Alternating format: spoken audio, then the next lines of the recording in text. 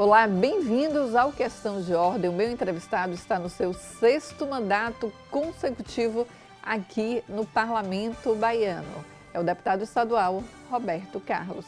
Deputado, bem-vindo ao nosso programa. É um prazer tê-lo aqui mais uma vez. Olha, Fernanda, eu que agradeço. Parabéns pelo programa e estou à inteira disposição. Deputado, eu queria iniciar o programa falando a respeito da sua trajetória, não de política, mas de vida. O senhor iniciou a sua trajetória como camelô. Fala um pouco para a gente como o senhor entrou na política. Olha, eu sou filho de Uauá. Eu saí de lá com 10 anos de idade para Juazeiro e já em Uauá meu pai trabalhava nas feiras e mercados. E chegamos em Juazeiro em 1978. E meu pai, sem ter um emprego formal, foi logo para a informalidade. E aí eu também aprendi a trabalhar nas feiras, vendendo confecções, calçados. E aí surgiu o meu movimento na política e no futebol. Eu gostava muito de futebol, que ainda até hoje gosto. De repente, seu Raimundo, que era treinador do maior clube do futebol de Juazeiro, o Olaria, amador, me viu jogar. Disse, rapaz, esse cara tem talento. E me levou para jogar no juvenil chamado.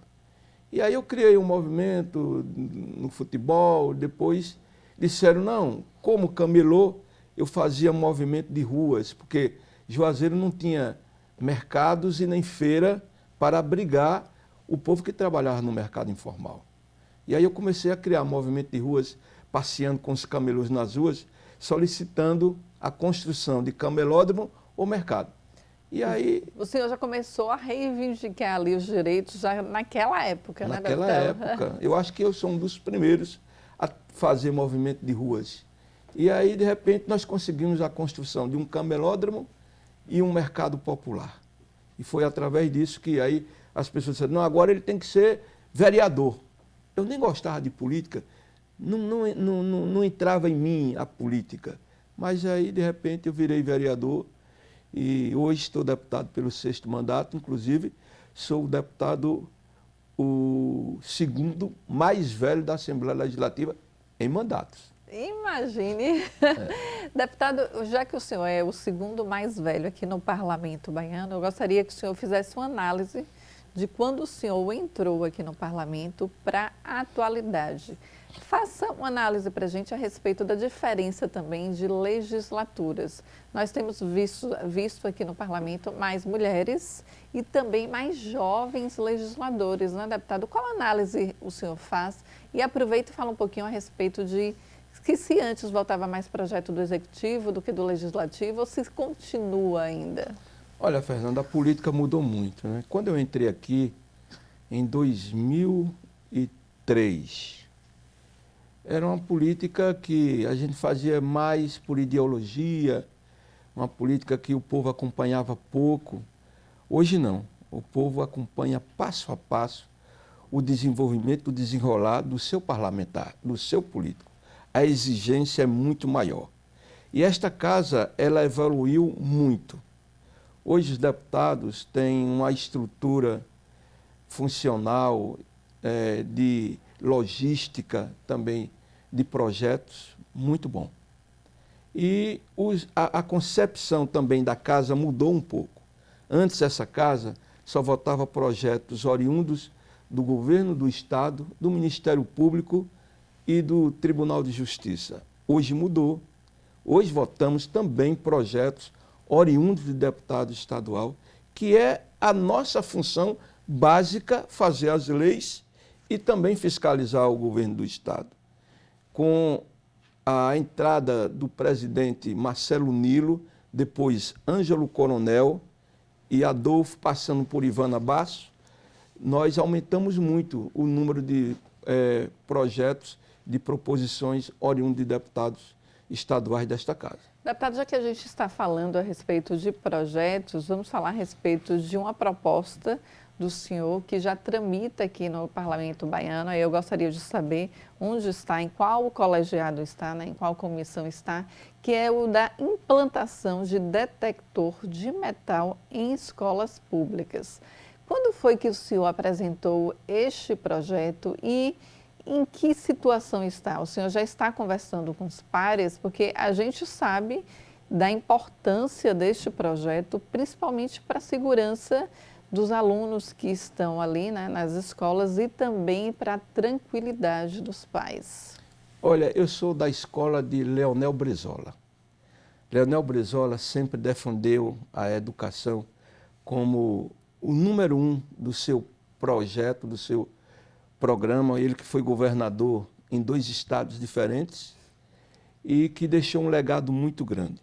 Eu sou autor do projeto também que proíbe celulares dentro das salas de aulas.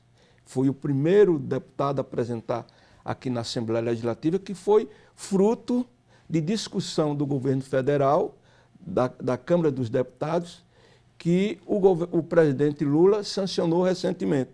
Hoje é proibido usar celulares em salas de aula, a não ser que o próprio professor autorize, né, a entrada do celular para um trabalho pedagógico nesse sentido. Agora, anexo a isso, eu também apresentei esse projeto que coloca detectores de metais nas escolas particulares e públicas. Por quê? Porque nós estamos vendo aí o Brasil inteiro se envolver com muita violência, principalmente dentro das escolas. E é muito importante quando você bota algo para inibir a violência dentro das escolas. E o detector de metal, pode ter certeza absoluta, é um instrumento importantíssimo para diminuir a violência dentro das escolas. Professores, alunos, pais de alunos, me pediram esse projeto. Esse projeto não nasceu só da cabeça do deputado Roberto Carlos, nasceu do sentimento da população que está acuada, com medo de mandar seus filhos para as escolas devido à violência. Por isso que nós apresentamos essa proposta, está na Comissão de Constituição e Justiça, que deve ser votado o mais rápido possível para ir para o plenário para a votação. E meus pares Isso que eu ia questionar. Já me disseram que vão votar pela unanimidade, pelo alcance da importância desse projeto. Deputado, o que dizem os seus pares a respeito de outra proposta do senhor, que eu também acho que vai repercutir muito, que é uma proposta praticamente mais na zona rural, que é a respeito de punição para os donos dos cachorros, né, que deixam os cachorros soltos e que vão ali atrás de ovelhas, né, de caprinos, de suínos. Qual será essa punição, deputado? Eu que sou do interior, então eu não tenho como não deixar de falar, né? E ouço muito as histórias, tem muitos criadores que sofrem com isso, porque os cachorros, principalmente os donos, deixam solto, eles vão atrás mesmo das ovelhas e matam as ovelhas. Qual seria essa punição, essa multa para os proprietários, os donos dos cachorros? Olha, Fernanda, esse é um grande projeto também. Nasceu do desejo da população baiana, principalmente dos produtores, criadores de caprinos e ovinos. Como eu disse, eu sou lá de Uauá e a base da economia naquele município é caprinos e ovinos. E, lamentavelmente, tem registrado em toda a Bahia, principalmente na bacia do Jacuípe, ali na região de Gavião, Riachão do Jacuípe, muitos ataques de cães, cachorros, contra caprinos e ovinos, destruindo o rebanho total. Eu fui em uma audiência pública lá em Gavião e lá foi relatado pelo ex-prefeito Raulzinho de Gavião que ele criava aproximadamente 600 cabeças de cabras, de bodes. E hoje não tem mais nenhuma. Sabe por quê? Porque os cães invadem as fazendas com rebanho grande, né? Ele, de repente a cachorra está no cio, eles acompanham a cachorra e invadem aquela localidade e mata o rebanho quase todo, se não todo. E aí temos que tomar alguma providência, porque, como eu disse antes, é a base da economia, basicamente, de muitos municípios na Bahia. E nós criamos esse projeto para punir aqueles donos de cães, de cachorros, que criam seus animais soltos nas ruas. Ele terá uma punição inicialmente, se for detectado que o cachorro é dele, de R$ 1.500 por animal atacado, e, sendo reincidente, ele vai pagar aproximadamente R$ 3.000 por animal atacado. E lá no interior, todo mundo sabe de quem é o cachorro de fulano de tal, de ciclano, de beltrano.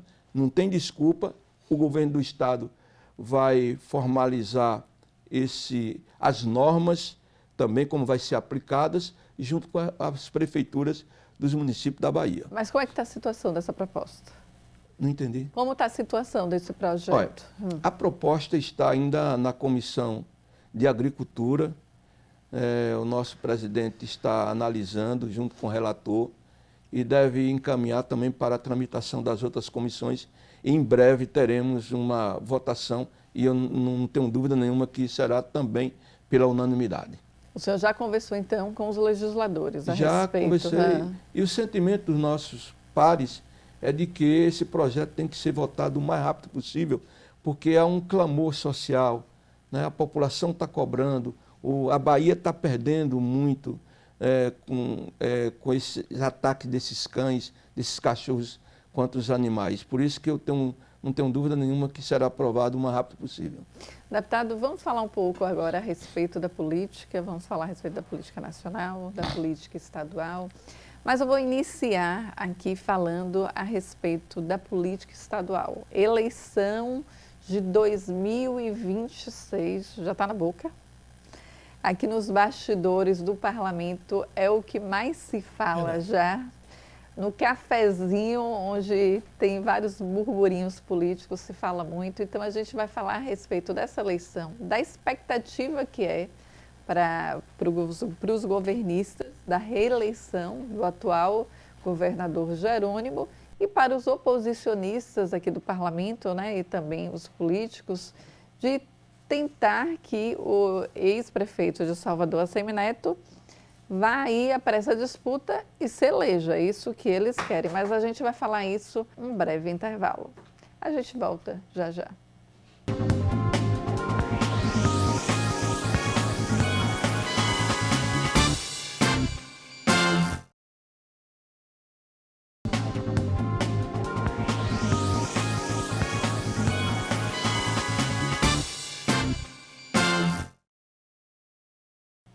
Voltamos com o deputado estadual Roberto Carlos, o segundo legislador aqui mais velho dentro do parlamento de mandatos, que eu estou dizendo.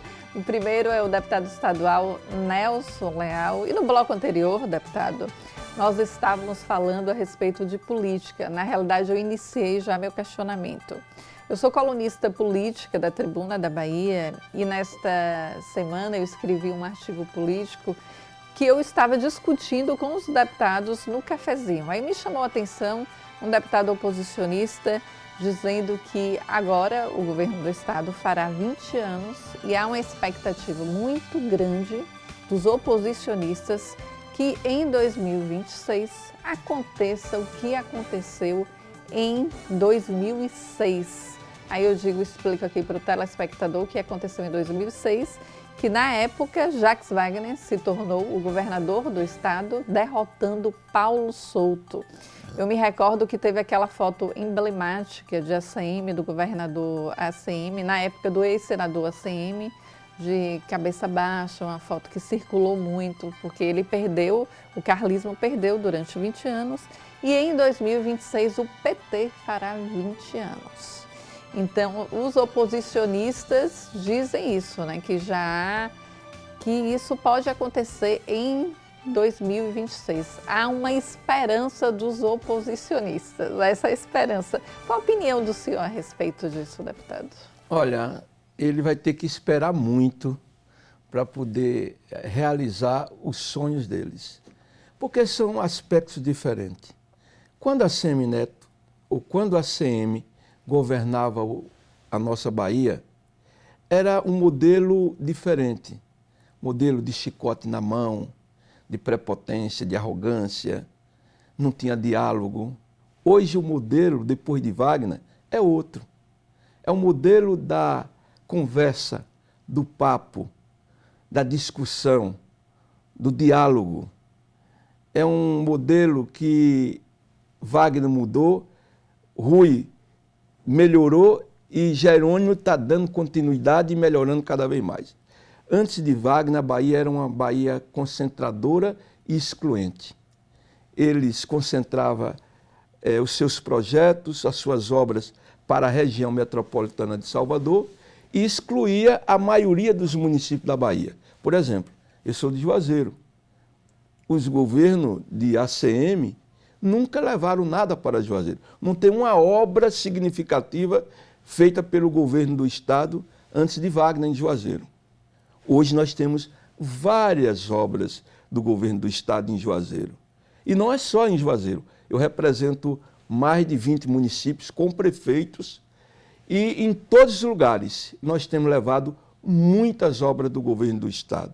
Não é só Salvador. Salvador é um canteiro de obras feitas pelo governo do Estado e também todos os 416 municípios fora Salvador também têm recebido muitas obras do governo do Estado. Por isso que eu digo ao meu colega que está esperançoso que o governo do PT perca a eleição, vai ter que esperar mais um pouquinho, porque a Bahia aprova o modelo de gestão que Jerônimo tem feito nesses 2 anos e 5 meses de mandato. Deputado, já que o senhor falou aí a respeito de obras, eu gostaria de saber a respeito da travessia urbana em Juazeiro. Qual é o investimento? E é o investimento do governo federal ou do governo estadual? Qual a expectativa da população em relação?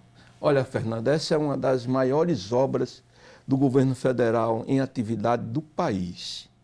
É o alargamento da ponte Presidente Dutra de Juazeiro, que alargou do lado de Petrolina e não de Juazeiro.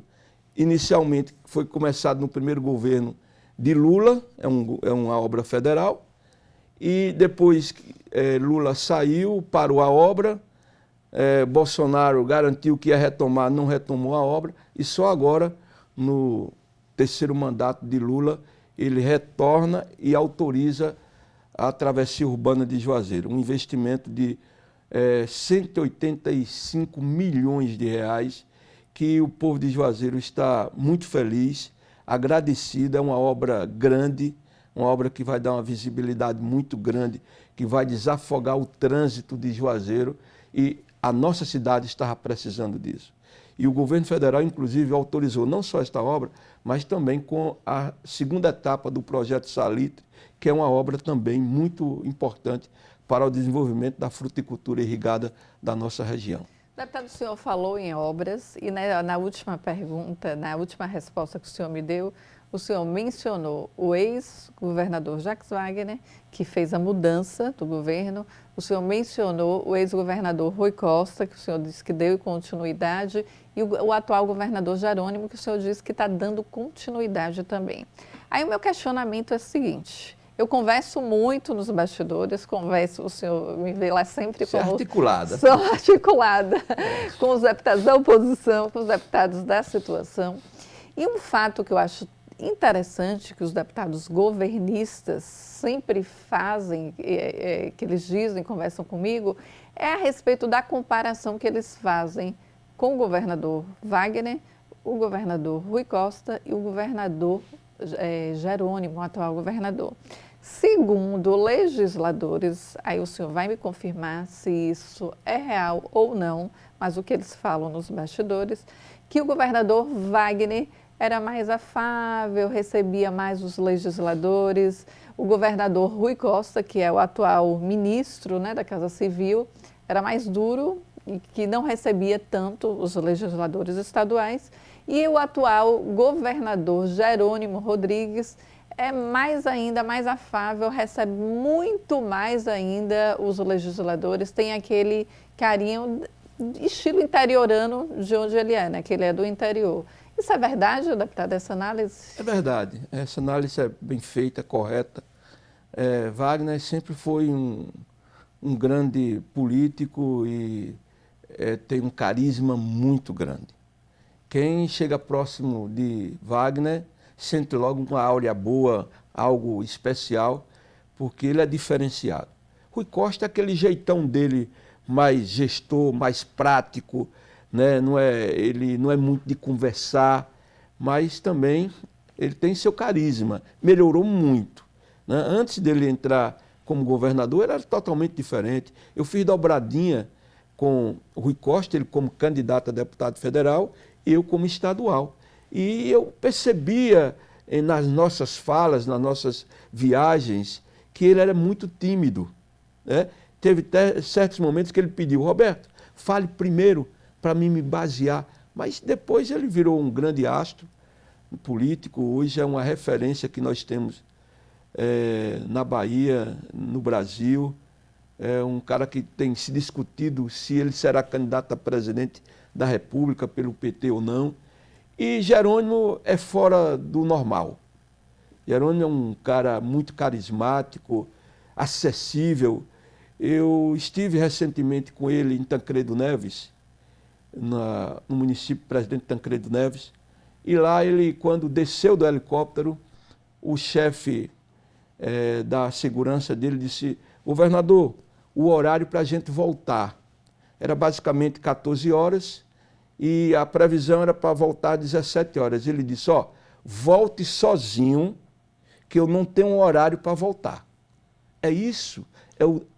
A raridade de Jerônimo não estão nas obras que ele faz, dos hospitais, que são mais de 26 hospitais novos, das policlínicas, 28 policlínicas, asfalto, água, luz.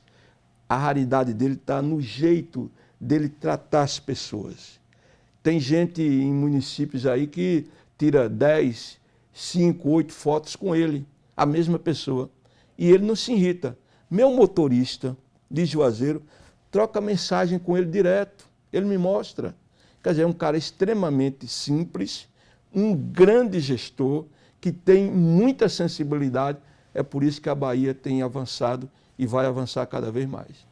O senhor falou na simplicidade do governador Jerônimo. Eu me recordo aqui nos bastidores, quando eu falei para os deputados, que eu falei: gente, não subestime esse candidato Jerônimo, porque eu vi uma diferença dele quando eu fui fazer uma matéria, que na época que ele era secretário de Educação, que ele tratou super bem a mim, ao cinegrafista, ao assistente, abriu a porta para a gente entrar, foi levar a gente para a gente sair, puxou a cadeira para a gente e em nenhum momento pegou no celular. Você acredita, deputado? Ficou o tempo todo dando atenção. Aí eu falei para os deputados na época da oposição, eu falei: olha, ele tem o estilo interiorano, ele pode dar trabalho. Eu não acreditava na eleição dele, porque as pesquisas diziam, na época, eu não vou negar, que acho que ninguém acreditava. Sabe o que o povo fala na Bahia, cortando um pouquinho? Sim.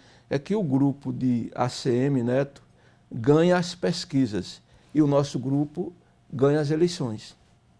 Por isso que poucos acreditavam na eleição de Jerônimo, porque a ACM Neto estava disparado na pesquisa e Jerônimo estava lá embaixo. Mas o conjunto que fez ganhar a eleição foi os anos que Wagner foi governo e os anos que Rui foi governo. E a Bahia percebeu o avanço. A Bahia avançou não só na infraestrutura, como também em turismo, em água. Por exemplo, as escolas da Bahia hoje é um exemplo, as escolas de tempo integral, um modelo diferente de fazer a política educacional, adotado pelo Rui Costa e melhorado agora por Jerônimo Rodrigues. Essas escolas de tempo integral, Fernanda, em certos municípios é o principal prédio. Hoje é o local de lazer das pessoas. Um colégio com 5 alimentações, tem teatro, campo de futebol, arena de lutas e quadra poliesportiva e vários outros equipamentos dentro da escola de tempo integral. Foi uma escola até que viralizou, né? na internet a respeito da estrutura, que as pessoas nem acreditavam, uma estrutura tão boa, que foi a de Feira de Santana. Deputado, infelizmente o nosso tempo está terminando, mas antes eu quero questionar o senhor a respeito da nacionalização política, né, das eleições. Muito se fala em nacionalização. 2026 a eleição majoritária, que é a eleição para presidente, para governador, para senador, para deputado federal, deputado estadual. E a gente sabe que o presidente Lula deu uma queda nas pesquisas e, obviamente, eu gostaria de saber se isso o senhor acredita que pode afetar a reeleição do atual governador Jerônimo Rodrigues. Olha, Jerônimo Rodrigues está bem aqui na Bahia. Ele tem feito um governo direcionado para os municípios, fortalecimento de cada município. E o governo federal, a gente sabe que não está tão bem. Não por falta de ações do governo federal, mas eu acho que o povo, quando se acostuma com algo, ele quer mais. O governo do PT, principalmente de Lula, é um governo muito bom, principalmente no social. Os avanços que aconteceram no nosso país, nós devemos agradecer Lula. Mas o povo diz, mas a Bolsa Família já foi no governo passado, agora é obrigação. Minha Casa Minha Vida também é obrigação. O governo precisa buscar outros elementos para que a população perceba que o governo mudou, que o governo melhorou. E não tenho dúvida, Lula chegou agora, já autorizou para a Bahia 8 escolas técnicas, que o governo Bolsonaro não fez nenhuma. O governo de Lula já autorizou o programa Pé de Meia e tantas outras obras importantes. Claro que precisa melhorar, o presidente está sufocado pelo Congresso Federal, né? Tem liberado mais emendas para deputados federais do que para constitucionalmente, mas eu acho que o Lula tem sabedoria, tem uma equipe boa, vai conseguir melhorar cada vez mais o nosso país. E o senhor vai ser candidato à reeleição, deputado? Vou ser candidato à reeleição, sim. Deputado, eu quero agradecer a presença do senhor aqui, mais uma vez, ao nosso programa. É sempre bom entrevistá-lo, já que nós falamos aqui a respeito de futebol, de política, da política nacional, da política estadual, analisando os governos, né? O governo de Jacques Wagner, de Rui Costa, de Jerônimo, e também a respeito desses projetos, desses 2 projetos de grande importância que a gente está na expectativa para serem aprovados, deputado. Obrigada. Eu que agradeço a você, Fernanda, agradeço a todos que compõem esta TV. Muito obrigado. Obrigada. A gente fica por aqui. Até o próximo programa.